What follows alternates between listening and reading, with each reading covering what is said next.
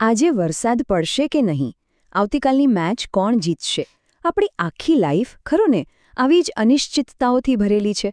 પણ શું આપણે આ શક્યતાને માપી શકીએ? શું એને કોઈ નંબર આપી શકીએ? જવાબ છે હા, બિલકુલ, ગણિતની મદદથી. તો ચાલો આજે આપણે સંભાવનાની આખી દુનિયાને એકદમ સરળ રીતે સમજીએ. તો સવાલ એ છે કે આ સંભાવના છે શું?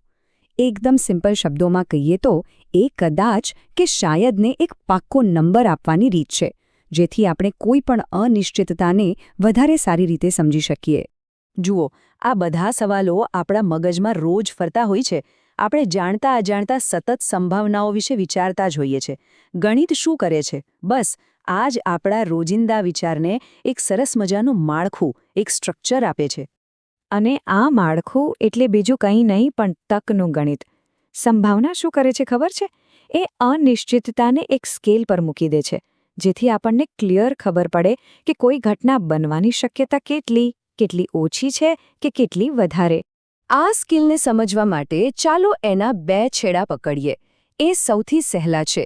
પહેલો છેડો છે ચોક્કસ ઘટના, એટલે કે એવી વાત જે થવાની જ છે, એમાં કોઈ જ ડાઉટ નથી. જેમ કે સૂર્યનો પૂર્વમાંથી ઉગવું, એ તો થવાનું જ છે, રાઈટ? હવે ગણિતની ભાષામાં આવી એકદમ પાક્કી ચોક્કસ ઘટનાની સંભાવનાને આપણે કહીએ છીએ એક મતલબ કે 100%, 100% ગેરંટી.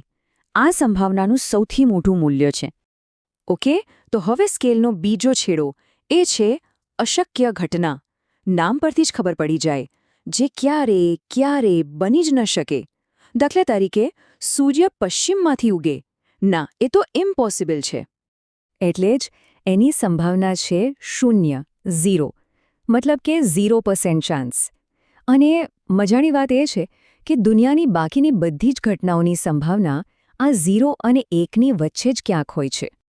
પણ સવાલ એ છે કે આ 0 અને 1ની વચ્ચેની સંભાવના શોધવી કેવી રીતે? વેલ, એના માટે મુખ્યત્વે બે રીત છે. એક જે રિયલ લાઈફ પ્રયોગો પર આધાર રાખે છે, અને બીજી જે ફક્ત તર્ક અને ગણિત પર આધાર રાખે છે. પ્રાયોગિક સંભાવના એટલે શું? એટલે કે ખરેખર પ્રયોગ કરીને જોવું. જેમ કે સિક્કો લઈને 100 વાર ઉછાળો અને ગણો કે કેટલી વાર છાપ આવી. આ થયું શું થયું.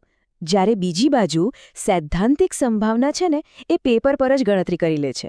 એ કહે છે કે ભાઈ સિક્કાની બે જ બાજુ છે, બંનેના ચાન્સ સરખા છે, તો છાપ આવવાની સંભાવના 50% જ હોવી જોઈએ. આ થયું શું થવું જોઈએ. અને આના પરથી એક બહુ મજેદાર વાત યાદ આવી. કાર્લ પિયર્સન નામના એક